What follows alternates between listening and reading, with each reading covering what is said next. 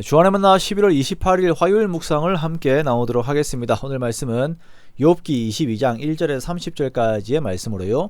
세 번째 논쟁이라고 한 제목으로 함께 묵상을 나오도록 하겠습니다.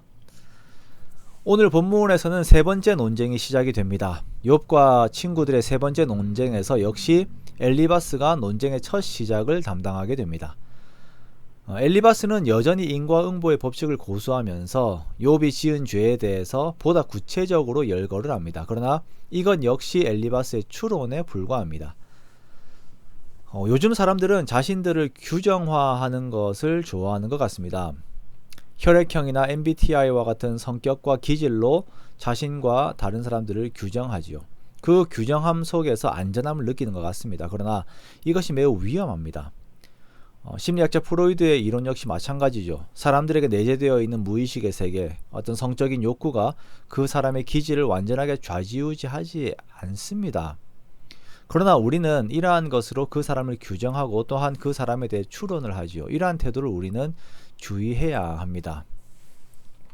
엘리바스는 의로운 자는 흥하고 죄인들은 망한다라고 하는 자신의 이론 안에서 욥의 망함이 욥의 죄로 말미암은 것이라는 주장을 강하게 하기 위하여 욥의 죄, 하지만 엘리바스가 추론하고 있는 죄에 대해서 열거합니다.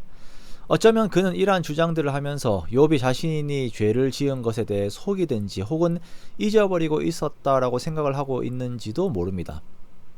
자, 엘리바스는 욥의 죄악이 끝이 없다라고 주장을 합니다. 그리고 내가 재앙을 당한 것을 보니까 내가 까닭없이 형제를 볼모로 잡고 헐벗은 자의 의복을 벗기고 목마른 자에게 물을 마시게 하지 아니하며 줄인 자에게 음식을 주지 아니하였구나 라고 추궁을 합니다.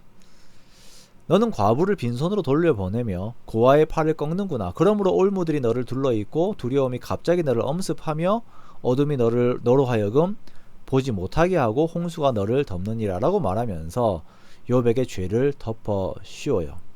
상황이 점점 심각해지고 있지요.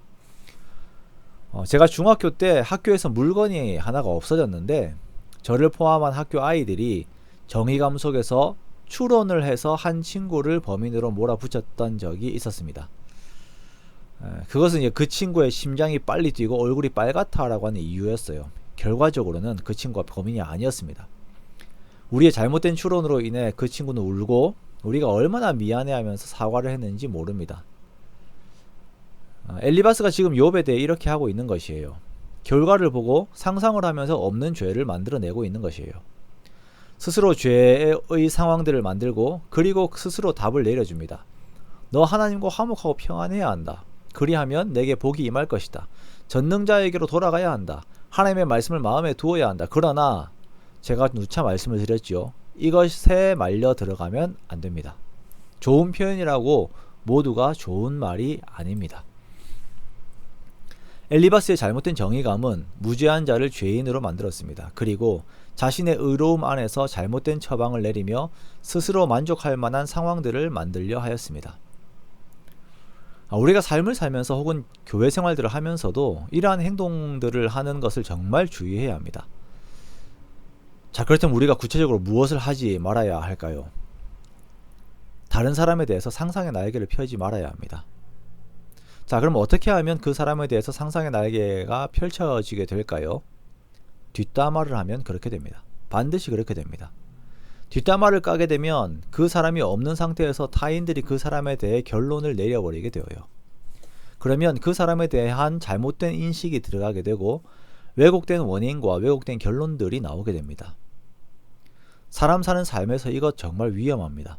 그러므로 우리가 말하고 판단하고 평가하는 것에 대해 참으로 조심해야 합니다. 항상 남을 보는 것보다 자기 자신을 보아야 하고 타인의 눈에 있는 티를 지적하는 것보다 내 눈에 있는 들보를 인식하는 것이 먼저 되어야 합니다. 그렇게 되면 모든 것이 평안합니다. 성도들이 자신들의 삶의 영역에서 이 태도만 갖춘다고 해도 존경을 받게 될 것입니다. 그리스도인들은 말이 너무 많아요. 말을 너무 잘하고 행동보다 말이 빨라요. 그러면서 상황과 판단에서 실수가 너무나도 많이 있습니다. 더 문제는 엘리바스처럼 사고치고 책임을 지지 않는다는 것입니다. 그래서 사회에서 신뢰를 잃는 것입니다. 그러므로 우리가 어제에 이어 삶을 상식적이고 객관적인 시각으로 볼 수 있는 지혜가 우리에게 머물도록 항상 기도하고 구해야 할 것입니다.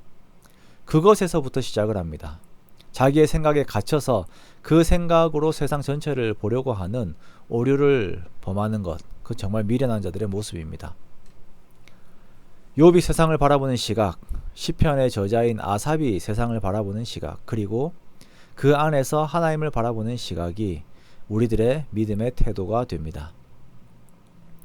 아집이 가득 찬 나의 편견 속에서 사람과 세상을 보며 거짓까지도 만들어내는 것이 아니라 하나님 안에서 지혜자의 시각으로 세상을 바라보는 저와 여러분이 되시기 원합니다. 그렇게 더욱 겸손하게 하나님의 도우심을 구하며 하나님의 음성에 귀를 기울이는 저와 여러분이 되시기를 주님의 이름으로 축원합니다.